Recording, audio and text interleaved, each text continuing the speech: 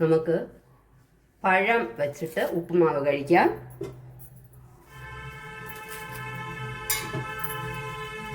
എൻ്റെ ഹസ്ബൻഡിന് ഇത് പഴം ഉപ്പുമാവ് ഇഷ്ടമാണ്, അതാണ് പഴം വെച്ചിട്ട് കഴിക്കാം.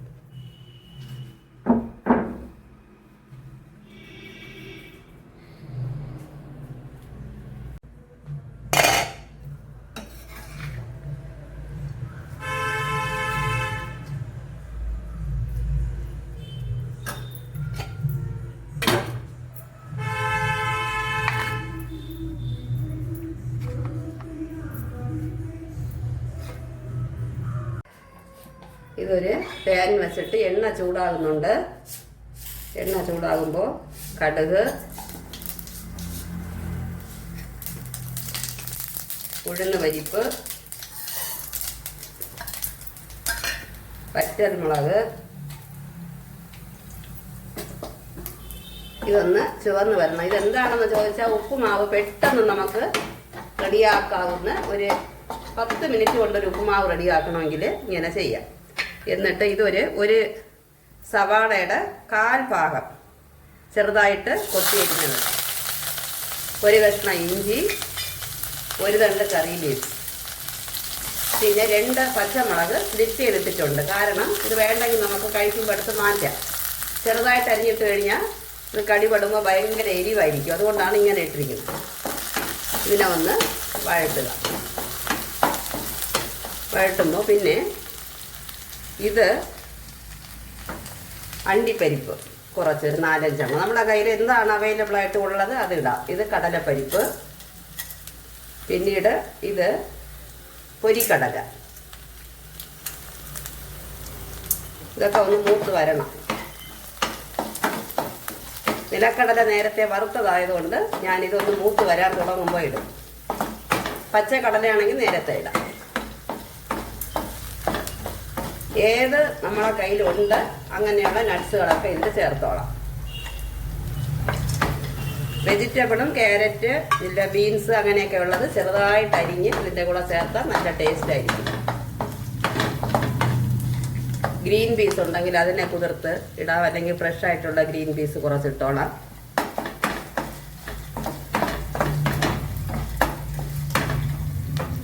ഗ്രീൻ പീസ് ചേർക്കുകയാണെങ്കിൽ കുതിർത്തതാണെങ്കിൽ ഒന്ന് വേവിച്ച് ചേർക്കുക, എങ്കിലേ അത് ഒപ്പത്തിന് വെന്ത് കിട്ടത്തുള്ളൂ.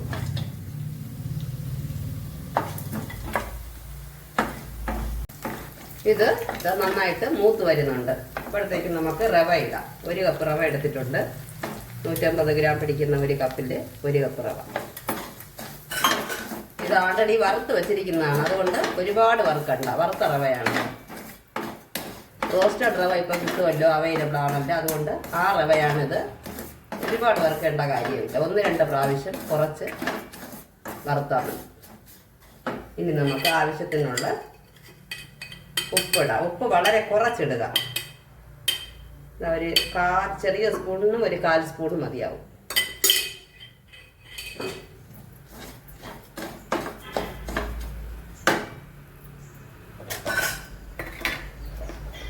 തേങ്ങ, ഒരു 1/2 കപ്പ് തേങ്ങ ഇടണം.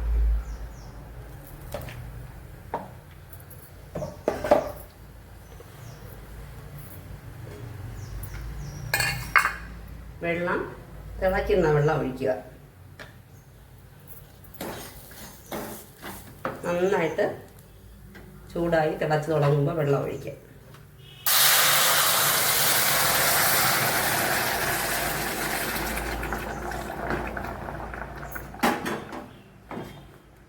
ഇതൊരു 4-5 കപ്പ് വെള്ളമുണ്ട്.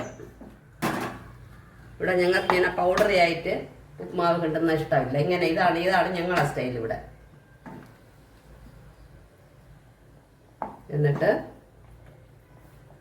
ടേസ്റ്റിന് വേണ്ടി ഒരു ചെറിയ സ്പൂണിന് 1 സ്പൂൺ നെയ്യ് ചേർക്കാറുണ്ട്.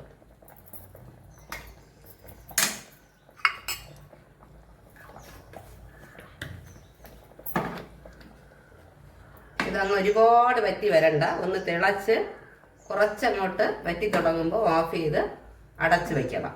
5 മിനിറ്റ് കഴിയുമ്പോൾ അത് സെറ്റാവും. ഒന്ന് തിളക്കട്ടെ. 2-3 മിനിറ്റ് കഴിയുമ്പം ഇങ്ങനെ ഏതാണ്ട് വെള്ളമൊക്കെ വറ്റി തുടങ്ങി തിളയ്ക്കുന്നുണ്ടോ. പിന്നെ നമ്മളെ ഈ വെള്ളം ഒഴിക്കുമ്പോൾ ബിഗിനേഴ്സ് ആണെങ്കിൽ തിരി നന്നായിട്ട് താഴ്ത്തി വെച്ചിട്ട് വെള്ളം ഒഴിക്കുക, അല്ലെങ്കിൽ ദേഹത്ത് മുഖത്തൊക്കെ തെറിക്കും. വളരെ താഴ്ത്തി വെച്ചിട്ട് വേണം ചൂടുവെള്ളം റവയിലോട്ട് ചേർക്കാം. പിന്നീട് നമുക്കിത് ഓഫ് ചെയ്ത് അടച്ച് വയ്ക്കുക.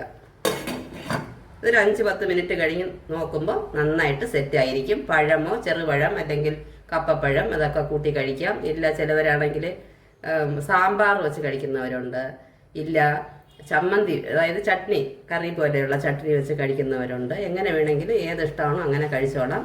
എനിക്ക് ഒന്നും വേണ്ട, ഞാൻ വെറുതെ ഇങ്ങനെ കഴിക്കുള്ളൂ. നല്ല നട്ട്സൊക്കെ ഇട്ട് ഭയങ്കര ടേസ്റ്റാണ്, വെറുതെ ഞാൻ കഴിച്ചോളൂ. അതാണ് ഞങ്ങളെ ഇഷ്ടം. ഓക്കെ ഫ്രണ്ട്സ്, ഇതുപോലെ വേറെ ഒരു യൂസ്ഫുൾ ആയിട്ടുള്ള റെസിപ്പിയുമായി കാണാം. നന്ദി, നമസ്കാരം. Please share and subscribe.